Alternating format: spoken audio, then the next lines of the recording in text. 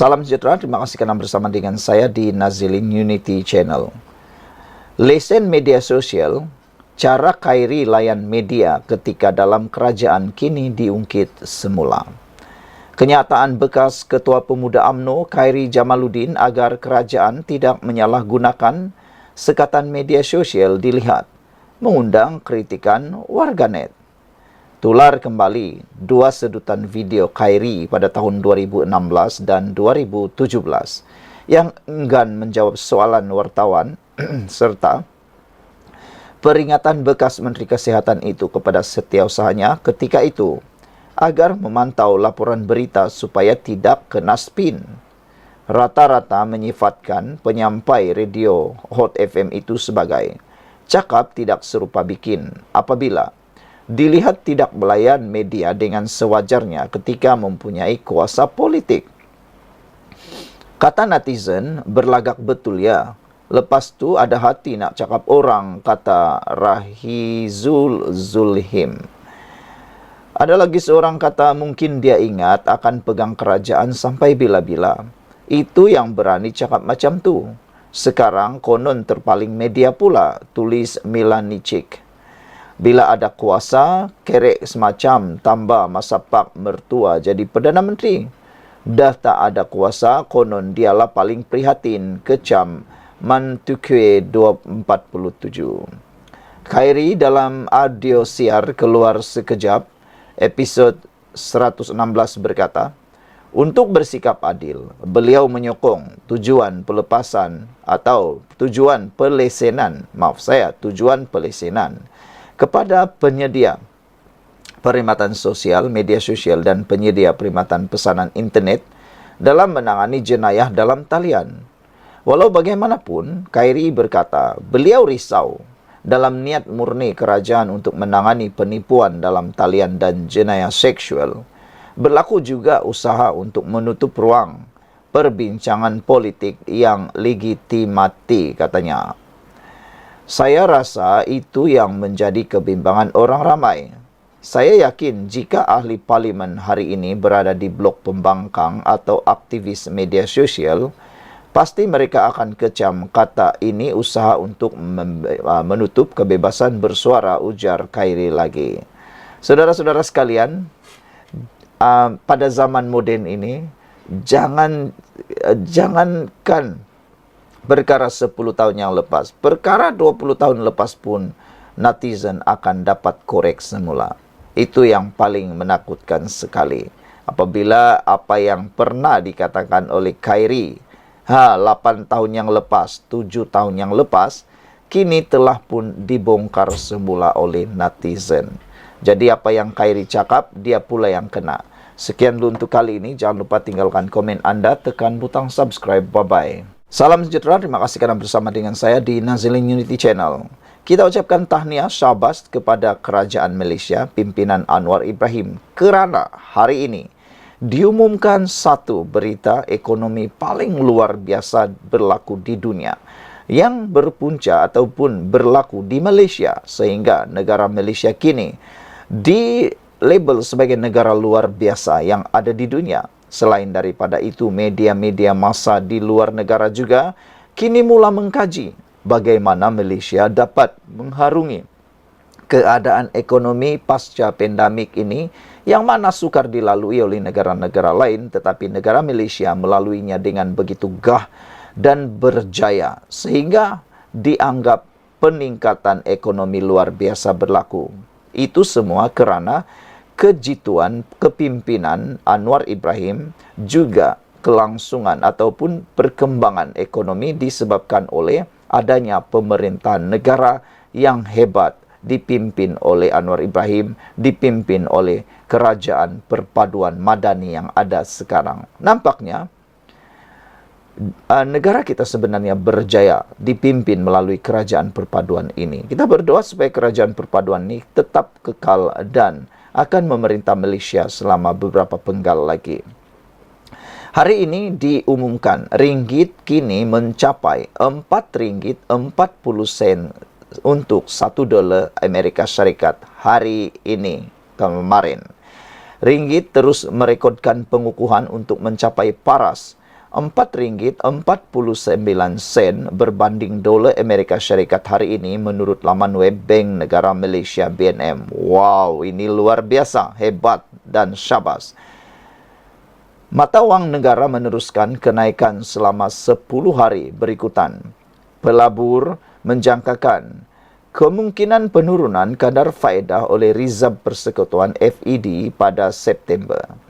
Menurut Ketua Ahli Ekonomi Bank Muamalat Malaysia Berhad, Dr. Muhammad Afzanizam Abdul Rashid, faktor utama pengukuhan ringgit adalah situasi terkini di Amerika Syarikat yang mana jangkaan pemotongan kadar di sana semakin tinggi dan beroleh momentum. Beliau berkata, ia susulan mesyuarat jawatan kuasa pasaran terbuka Persekutuan FOMC Amerika Syarikat pada 30 dan 31 Julai lalu yang meskipun mengekalkan kadar faedah pada 5,5%, kenyataan yang dikeluarkan memperlihatkan momentum ekonomi Amerika Syarikat adalah agak lemah. Semalam, laporan Standard Chartered Malaysia yang dikeluarkan berkata, ringgit akan terus memperlihatkan prestasi baik sebagai satu-satunya mata wang Asia yang meningkat berbanding dolar Amerika Syarikat tahun ini.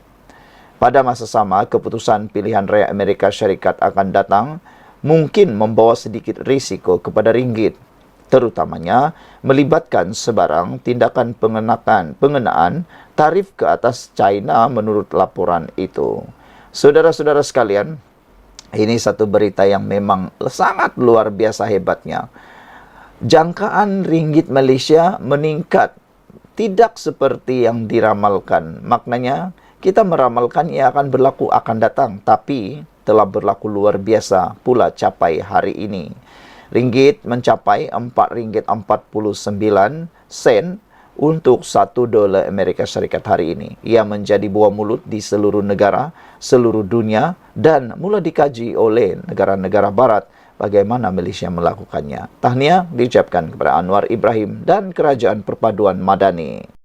Salam sejahtera, terima kasih kerana bersama dengan saya di Nazilin Unity Channel.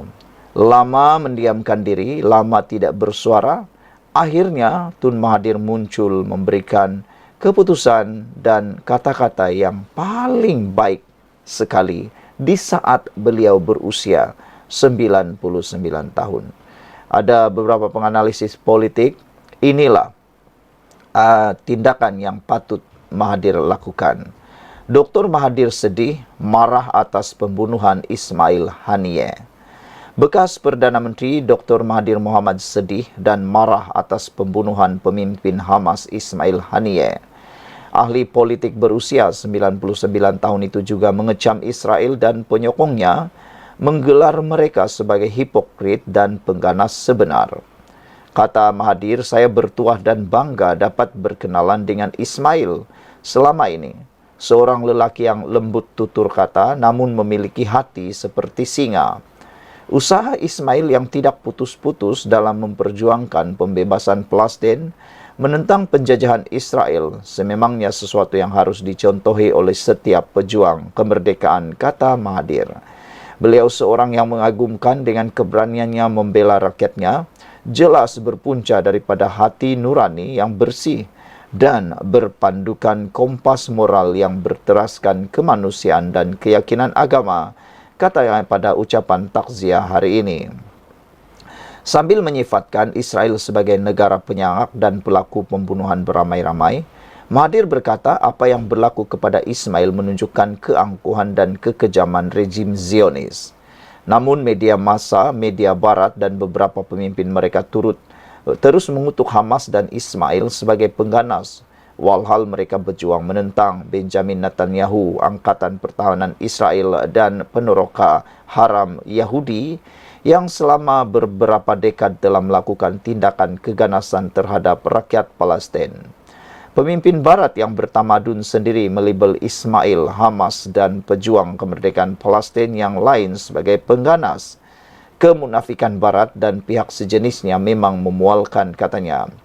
Saya benar-benar sedih dan saya marah.